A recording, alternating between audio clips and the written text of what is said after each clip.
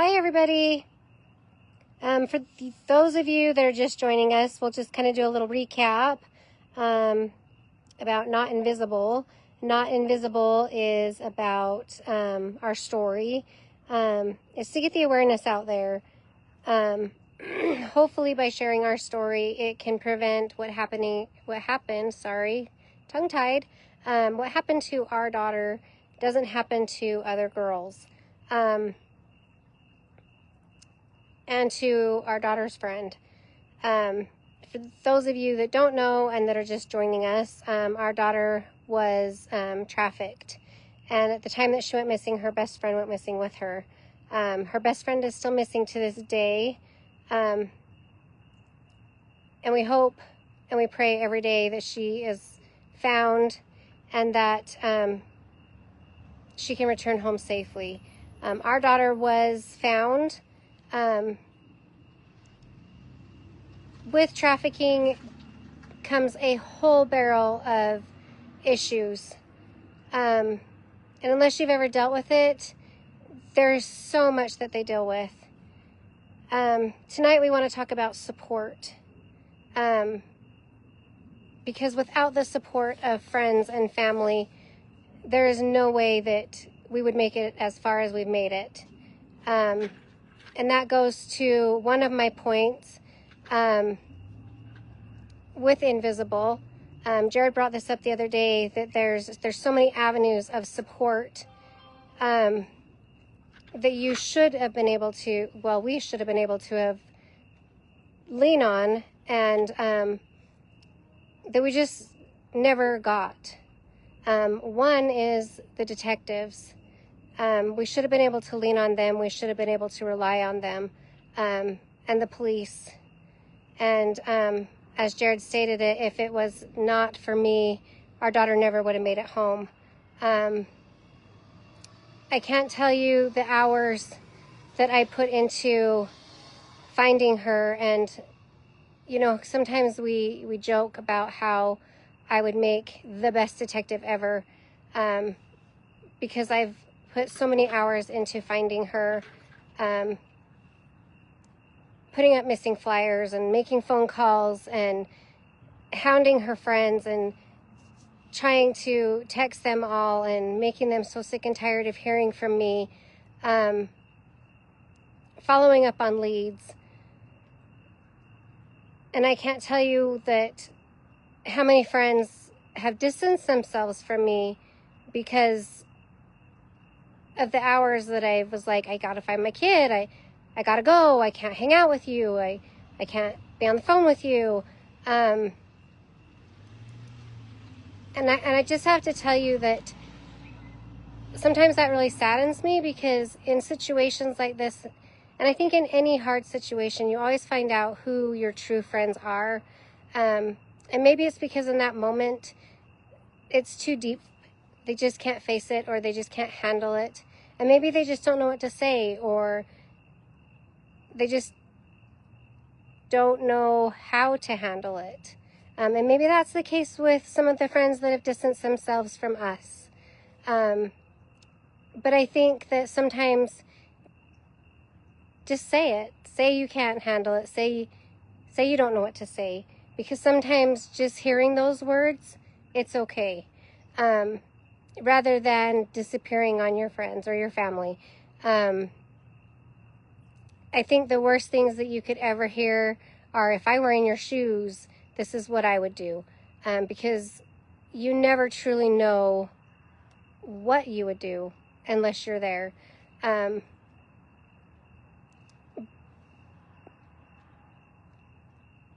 do have to say, though, tonight, we've all been very kind of quiet this week about what's going on in our household.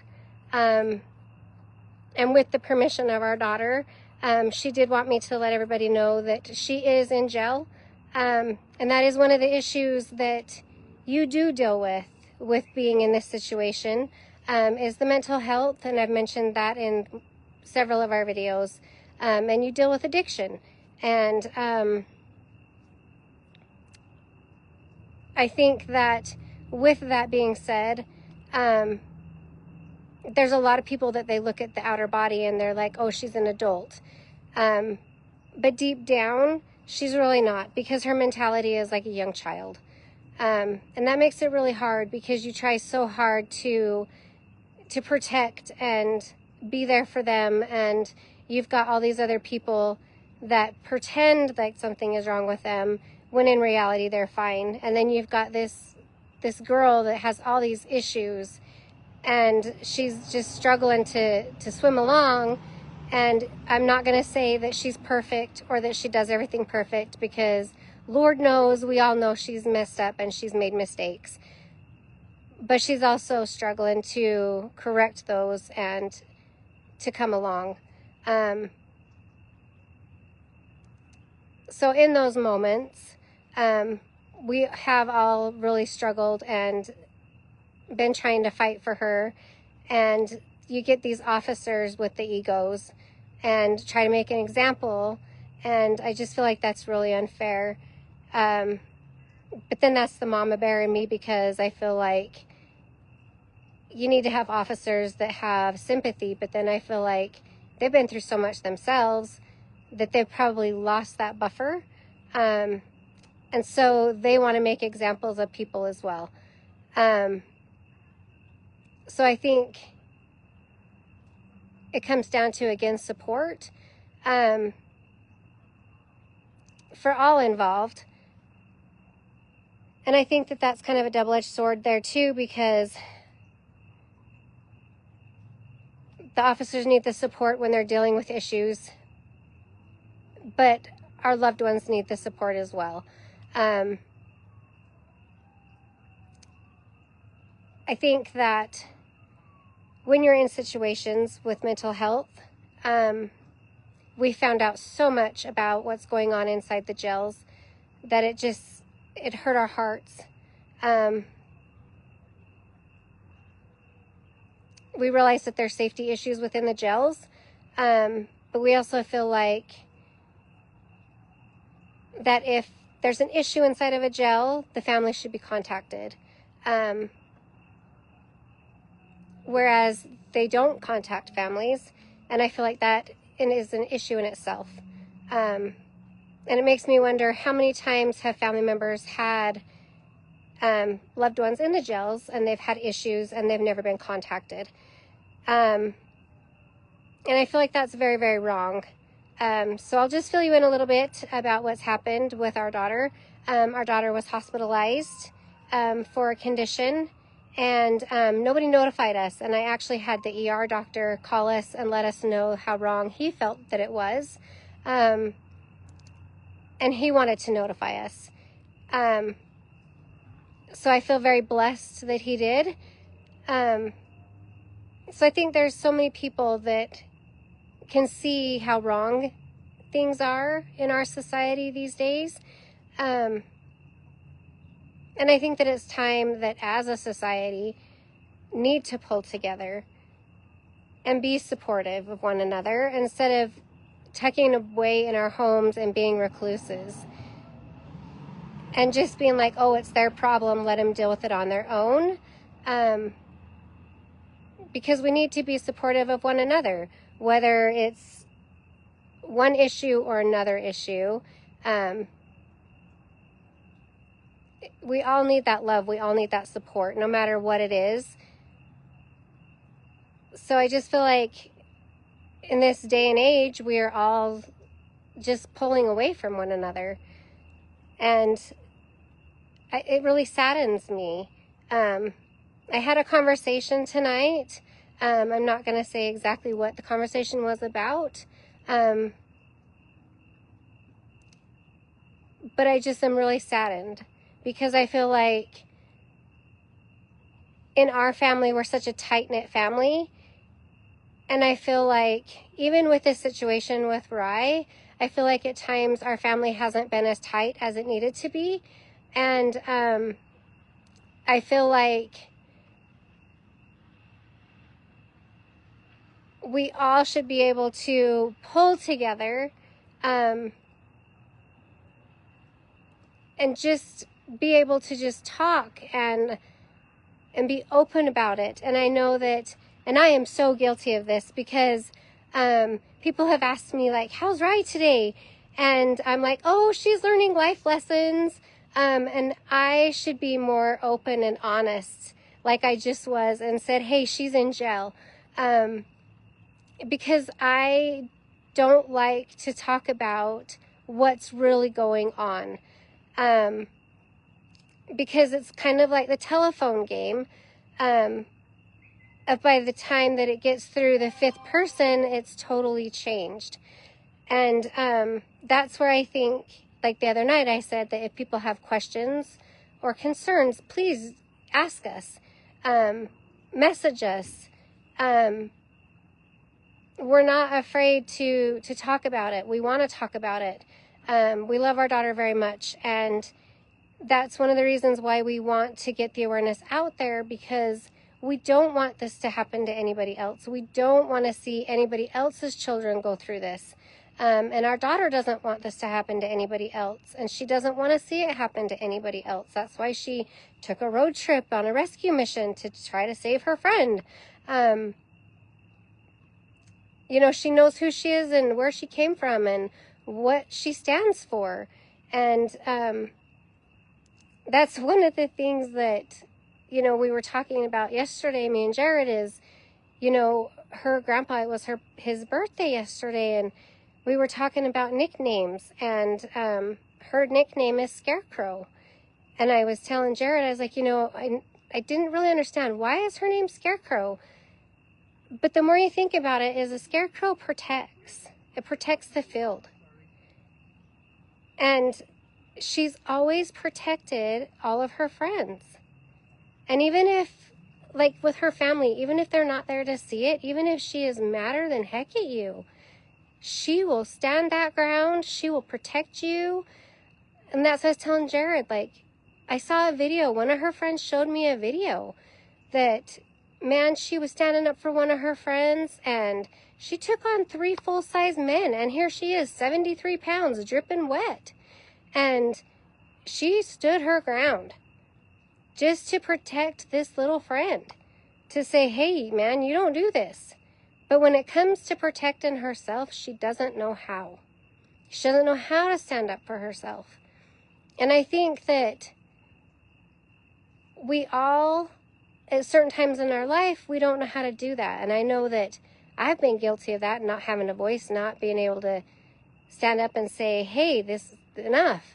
And being quiet and timid and not having a voice. And I think that maybe this has been good for me, because I've been able to have a voice and be more vocal, and letting people know that I love them more, and to talk more.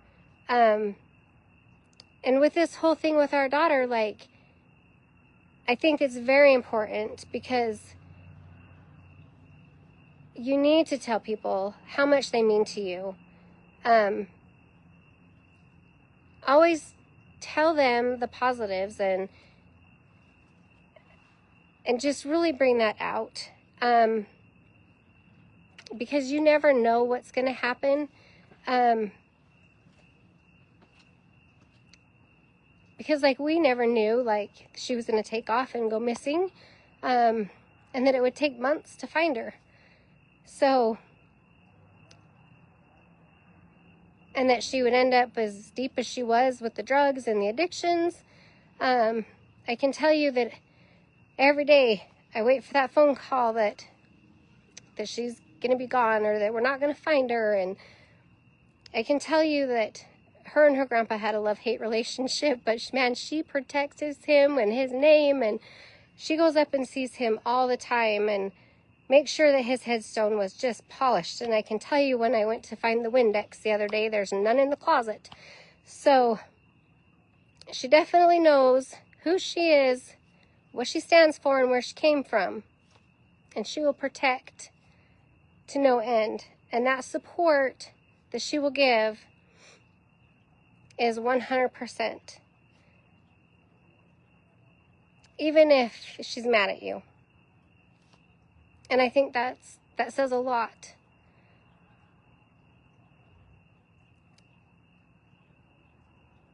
Do I wish things were different? Absolutely. Do I wish that we could say she was 100% clean? You betcha. Do I wish that we could go back and change things? Absolutely. I had a conversation the other day. In fact, it was on Saturday with somebody, and he was saying how, well, I would never take my eyes off my kid. I can tell you, we didn't. I can tell you that we were amazing parents, and we still are. There's things that I always question, if I could have done this better, if I could have done that better. But I can tell you, I wouldn't change anything, because she's an amazing girl. And I can tell you, when she went missing, she was not in our custody. I can tell you she was at a facility for her mental health. Not that that changes anything. But it breaks my soul every day that people judge us, because we have done so much for this girl and her mental health.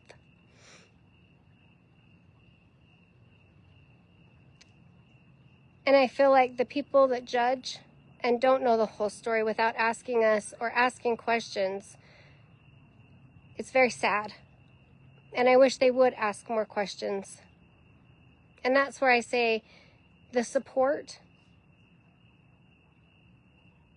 because the support that could have been given by law enforcement, the social workers, the school. I mean, there's so many different avenues that we could have gotten help, and that it didn't come through. There was so many times that we had leads or tips that we could have had her found before she even left the state, and it never was followed through on.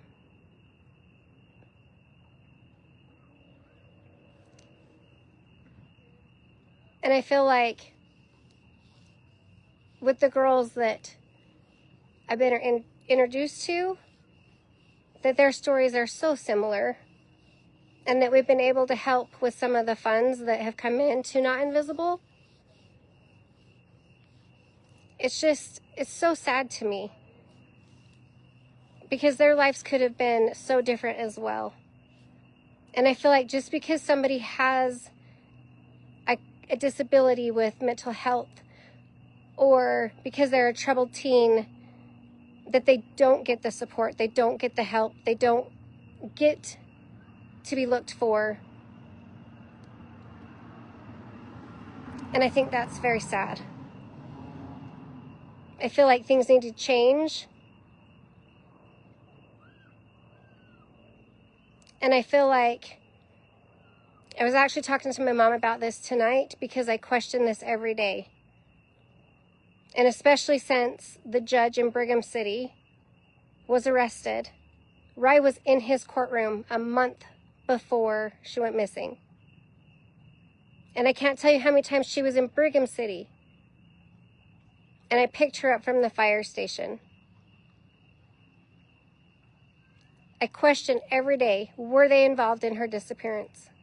I will never know that answer, and it will probably haunt me every day.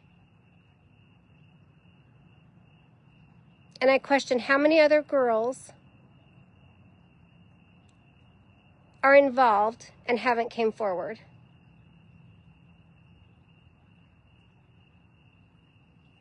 I know it's scary, but there is support. And I know that our daughter still blames herself every day, because she was found and her friend hasn't been found.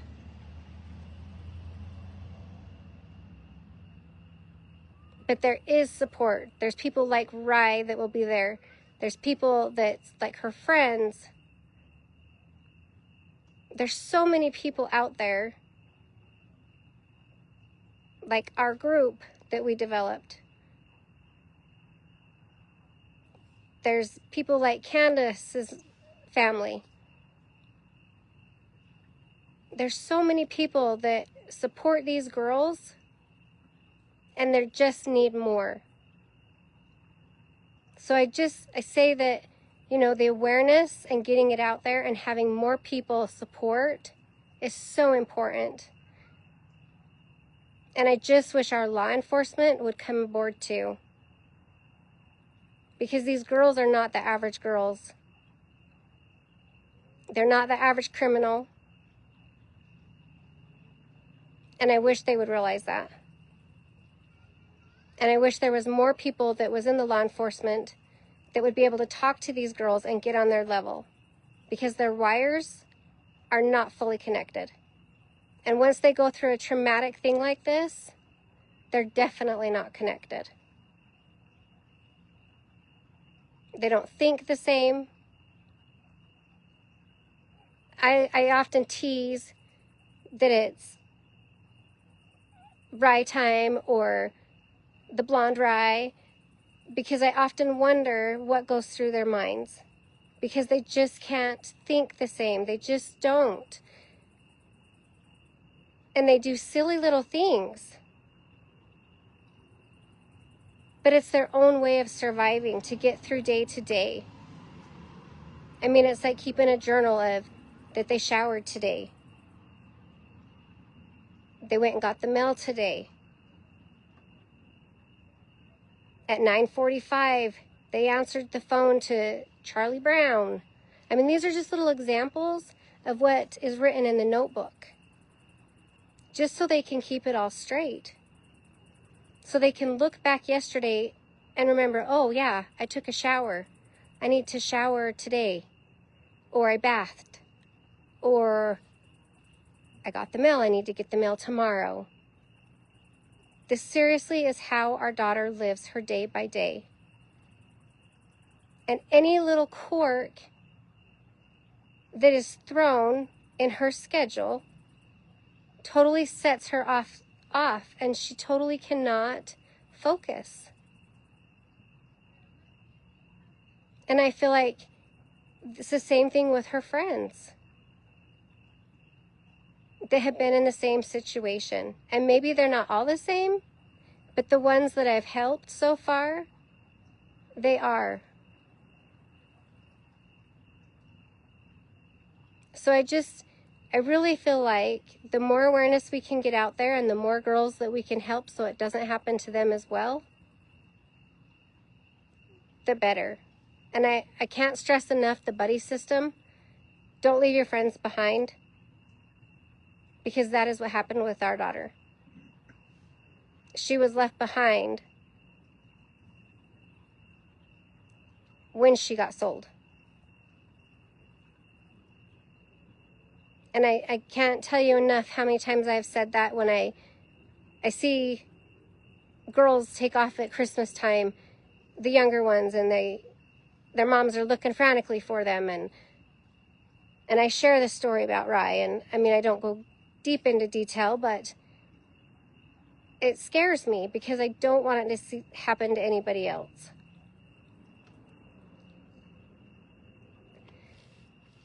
But anyways, I think we'll end there for tonight. I do hope you guys all have a great night. Don't forget that we have our car show coming up for the Shriners. We do hope to see you all there. And I hope you guys all had a fantastic day. And we'll see you guys then.